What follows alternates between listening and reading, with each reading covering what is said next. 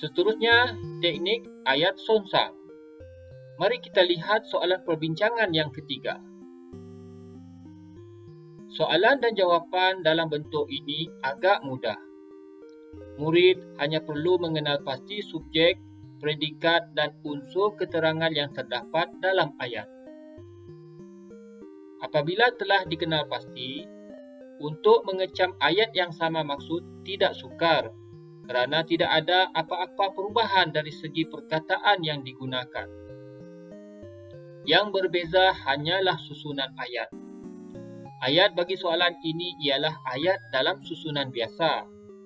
Manakala jawapan yang perlu dipilih oleh murid ialah ayat dalam susunan sonsang. Ayat dalam susunan biasa dapat dirumuskan seperti yang berikut.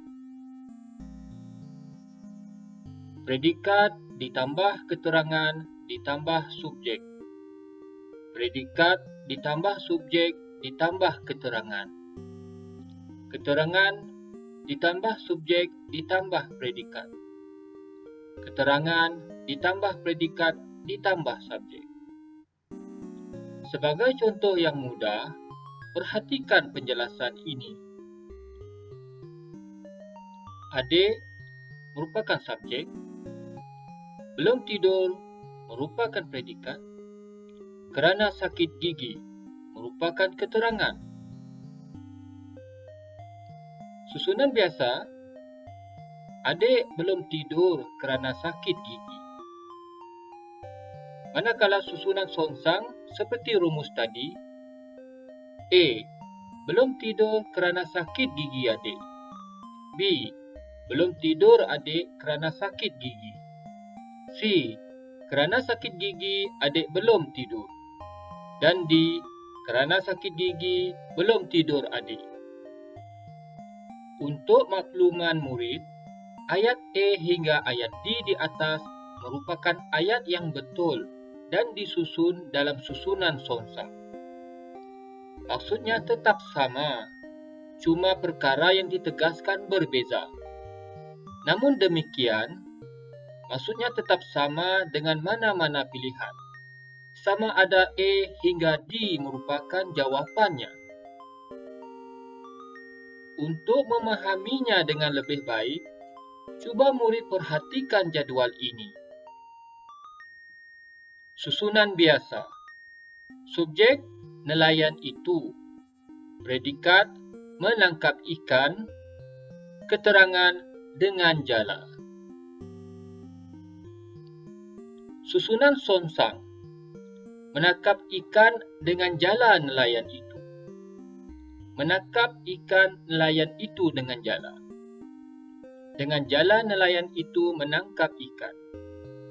Dengan jala menangkap ikan nelayan itu.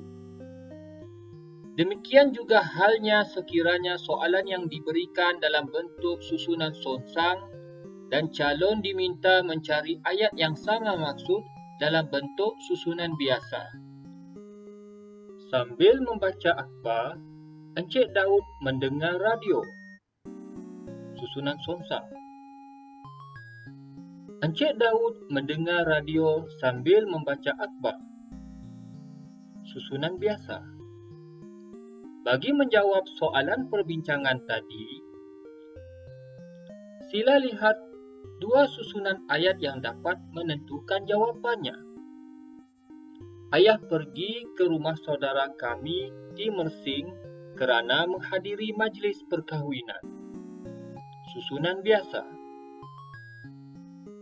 Kerana menghadiri majlis perkahwinan, ayah pergi ke rumah saudara kami di Mersing.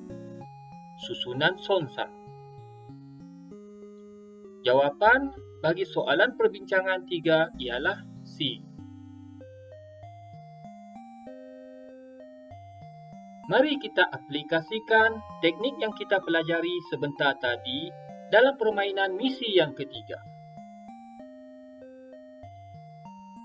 Adakah murid-murid sudah bersedia?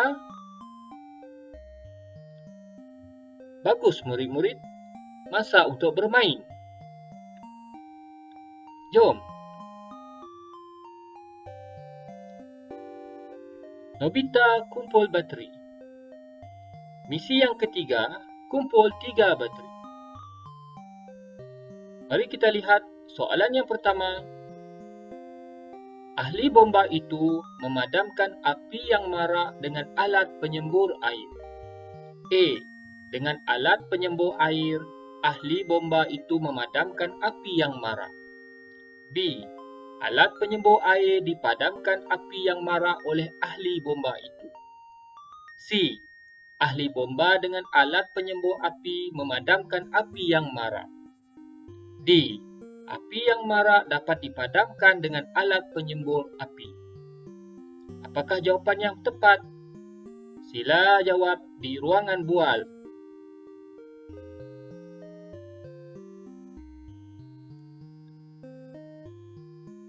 Bagus murid-murid. Ramai memberi respon yang sangat baik. Cikgu perhatikan ramai yang memilih jawapan A. Mari kita lihat bersama-sama. Adakah jawapan A pilihan yang tepat?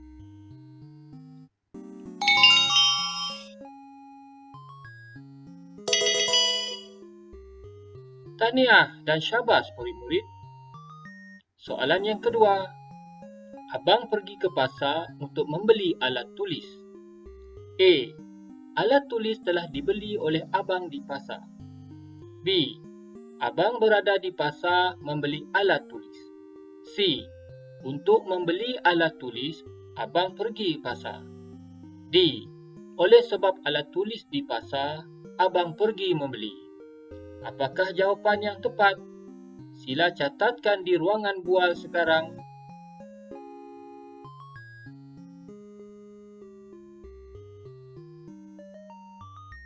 Cikgu perhatikan ramai yang memilih jawapan A. Mari kita lihat bersama-sama.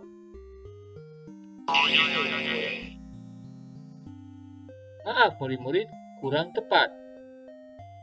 Apa lagi jawapan yang betul?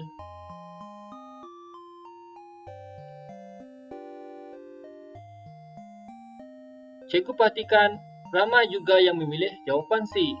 Mari kita lihat bersama-sama. Tahniah murid-murid. Bateri yang kedua telah berjaya diperolehi.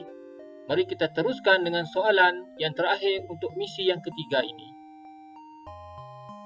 Sambil mengemas katil, kakak menyanyi riang. A. Kakak riang mengemas dan menyanyi. B. Katil dikemaskan oleh kakak yang menyanyi riang. C. Mengemas katil kakak sambil menyanyi riang. D. Kakak menyanyi riang sambil mengemas katil. Apakah jawapan yang paling tepat?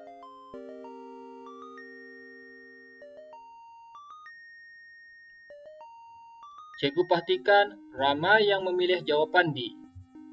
Mari kita lihat bersama-sama.